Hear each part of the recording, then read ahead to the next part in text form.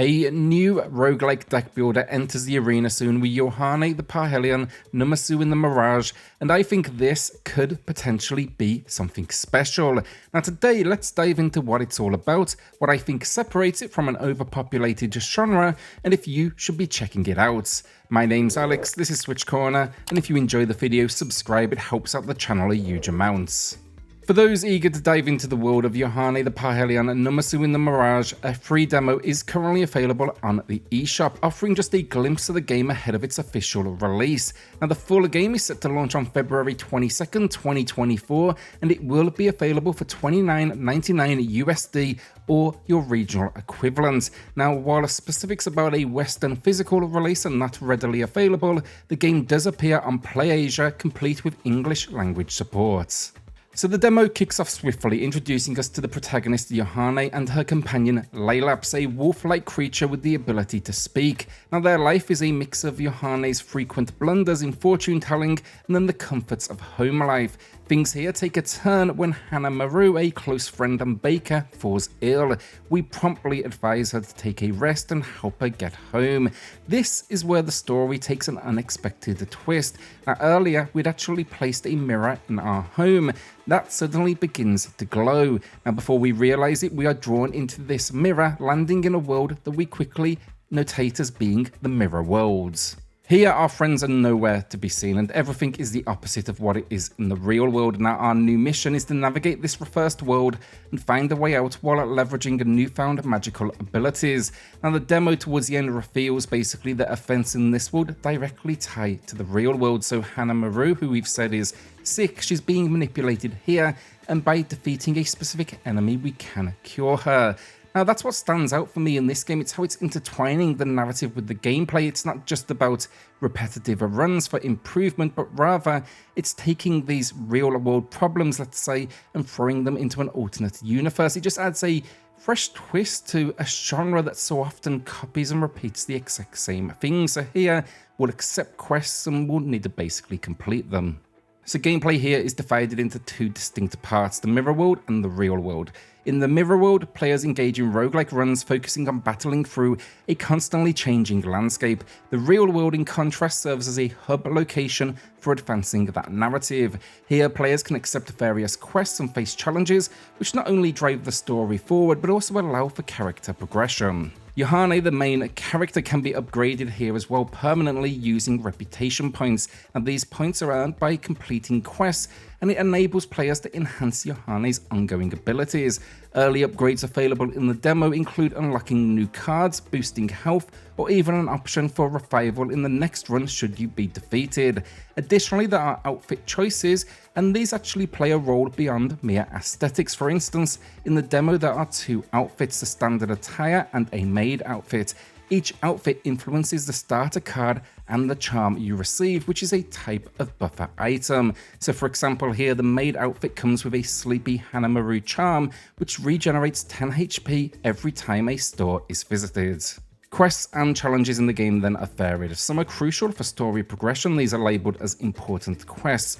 Others are optional, known as town requests, and they offer a diverse range of objectives. Now, unlike the main story quests that typically culminate in a boss fight, these optional tasks require different strategies to take on. So for example, a quest might challenge the player to collect a specific type of card and complete a run with it, just adding layers of strategy and additional depth to that gameplay. The mirror world accompanying this is the core of the experience, the roguelike deck building, and from what I've seen in the demo, a key question that arises is really centered around the game's difficulty progression. Specifically, has it been designed to be an entry-level option in the genre, or will there be enough here for veteran players too? This initial impression is because I managed to complete my first run on the first attempt and I didn't notice any difficulty settings within the game. However, it's important to remember that this was just the first run, which likely serves more as an introductory tutorial. I wouldn't be surprised if the game is designed to be relatively straightforward at its core, offering a gentle learning curve for newcomers, and then for the veteran players, they want you to check out the more demanding challenges, the optional quests which are there with specific clear conditions, requiring that player to adapt and strategize around these restrictions. I've really been enjoying the gameplay though this far. The characters, both the main and supporting cast, really well crafted. A lot of fun, a lot of energy with them. And then the mechanics themselves are actually quite intriguing. You know, at its heart, your deck consists of both offensive and defensive cards. However, as you delve deeper, you'll discover cards with unique abilities like reducing enemy attack power, penetrating shields, or earning various rewards. Some cards, for example, might increase your attack points or even become more powerful if you've discarded a card earlier.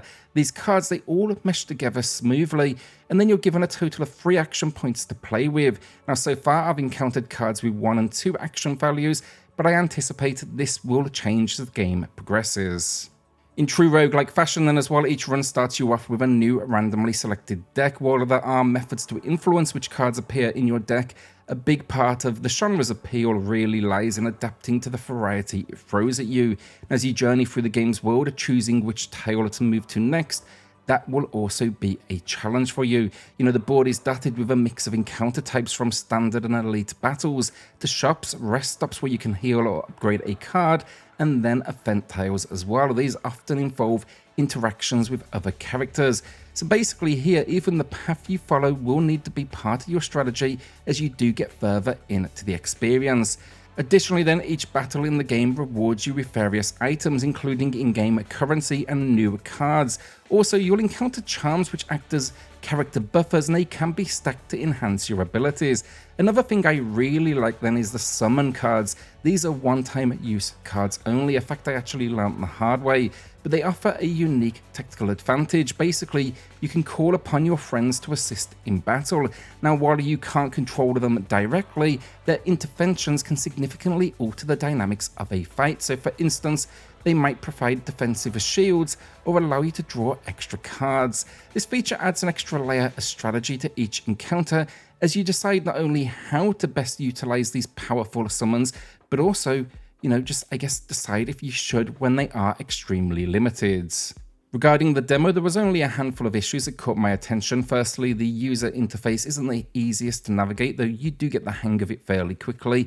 The loading screens are designed to offer helpful insights about cards, but the loading times are so brief you don't often have time to even read the entire sentence, so it's kind of a good problem to have, I guess, but maybe put this information elsewhere.